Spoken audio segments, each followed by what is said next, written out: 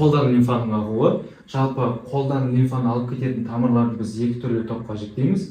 Олар бізде беткей лимфа тамырлар және терең орналасқан лимфа тамырлар. Сәйкесінше беткей орналасқан лимфа тамырлар бізде қолдың беткей қабаттарынан, теріден, тері асты шелмай қабатынан, беткей орналасқан фасциялардан және беткей орналасқан тамырлардан лимфаны жинап келетін болады. Беткей орналасқан лимфа тамырларының өзін біз үш топқа жіктейміз. Олар бізде латеральды топ лимфа тамырлары, ортаңғы немесе аралық топ лимфа тамырлары және медиальды топ лимфа тамырлары деп бөлінеді. Бізде ең алғашқы латеральды топ лимфа тамырлары бірінші, екінші, үшінші саусақтардан басталады, бастамасы ретінде алақан бетінен басталады да, олар в основном жоғары қарай жүрген кезде білектің, сосын бізде шынтақ буынның және қолдың, иықтың тек қана латеральды, яғни шеткі жиектерімен жүретін болады. Ал келесі топ бізде қарама-қарсы бетке орналасқан медиальды топтың тамырлары. Медиальды топтың тамырлары көбінесе 4-5 саусақтардан басталып, кейде мына 3 саусақтың жарты бөлігінен де басталып, алақан бетіне өтеді, сосын білезікке, сосын білекке, сосын шынтақ буыны деңгейіне келген кезде бізде шынтақ лимфа түйіндеріне келіп қоятын болады. Яғни ноди лимфатицы кубиталис деп атаймыз.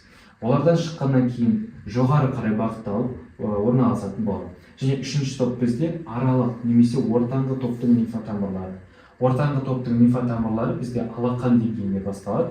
Алақан деңгейіне басталған соң білезік деңгейіне көтеріледі, одан кейін білек деңгейінде, барлық деңгейде олар ортада орналасады, қақ ортада. Сосын шынтақ шұңқыры деңгейіне келген кезде олардың кейбір тамырлары шынтақта орналасқан лимфа түйіндерге құюы мүмкін, қалғандары жоғары қарай бағытталады. Бізде иық деңгейіне келген кезде лимфа тамырларының почти барлығы бір-бірімен бірігіп анастомоз түзіп кетеді. Достар, қазір видео жалғасады. Оған дейін сіздерге осы ақпаратты жеткізгім келіп отыр.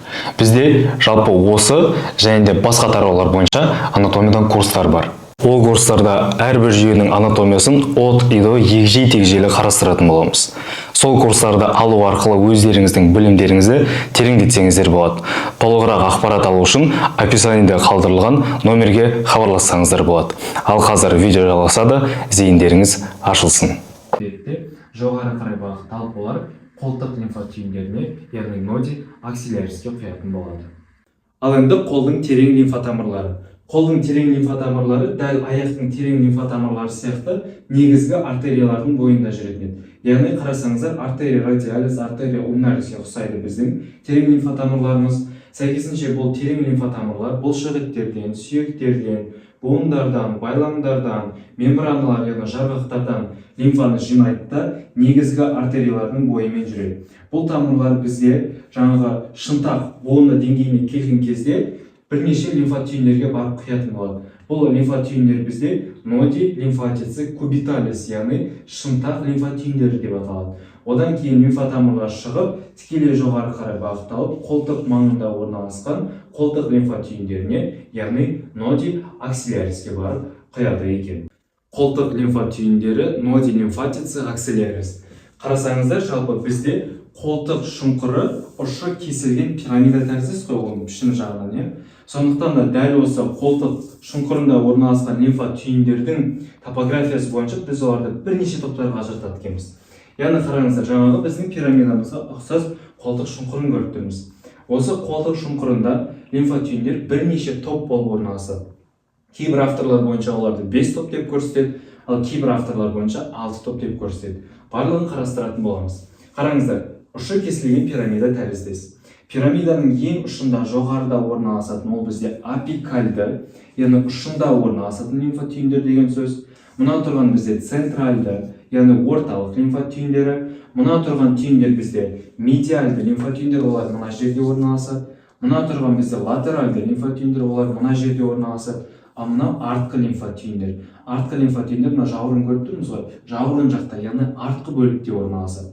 Ал мына ортаңғылар примерно мына жерде, ұшында орналасатын апикальды түйіндер примерно мына жерде орналасады екен. Яғни бұл қолтық лимфа түйіндері қай жерден лимфа жинап келеді? Ең бірінші орында сәйкесінше жаңағы қолтық шұңқырының өзінен лимфа жинайды. Қолдан келе жатқан лимфаның барлығы тікелей дәл осы қолтық лимфа түйіндеріне түсетін болады. Екіншіден, үшіншіден жаңа айттық қой, артқы лимфа түйіндер бізде мына жауырын аймағында орналасады. Сәйкесінше жауырын аймағынан ол жерде орналасқан бұлшықет фасциялардан лимфаны жинайды. Үшінші аймақ кетті. Төртінші аймақ ретінде ол бізде міне қараңыздар, мынау медиалды тобы тұр ғой.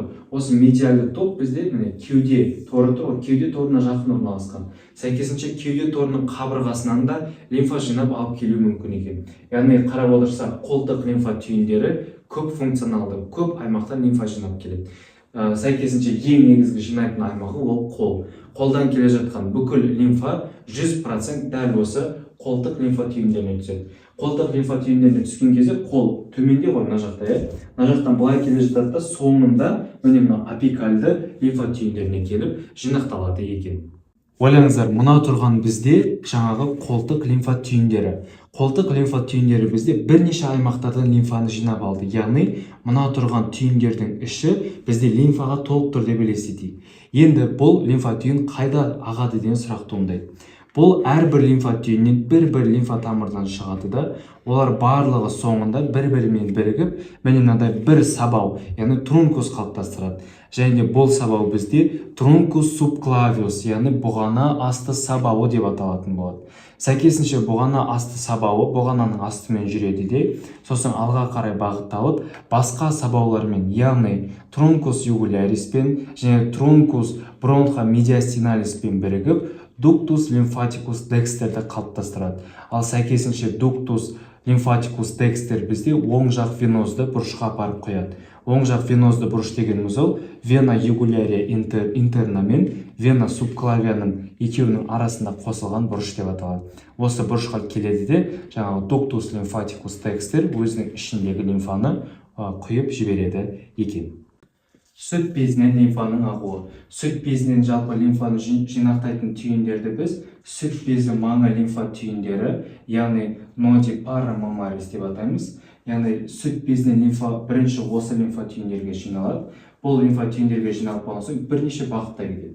Яғни сүт безінің медиалды бөлігінде орналасқан лимфа түйіндер сәйкесінше оларды өзінің ішіндегі лимфаны мынау төс сүйектің маңында орналасқан ноди парастерналиске жібереді.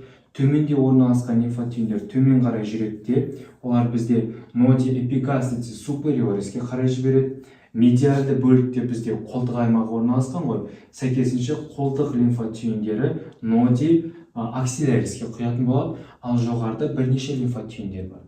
Оның біріншісі ол бізде автор бойынша роттер лимфа түйіндері немесе ноди лимфатици интерпекторалис деп аталады. Бұл лимфа түйіндер бізде мускулис пекторалис майор мен мускулис пекторалис минордың арасында орналасады. Десе де бұлар тұрақсыз, кейде бар, кейде жоқ деген сияқты. Екінші вариант ретінде олар бізде ноди инфраклавикулярис, яғни бұғана асты лимфа түйіндеріне құйылуы мүмкін.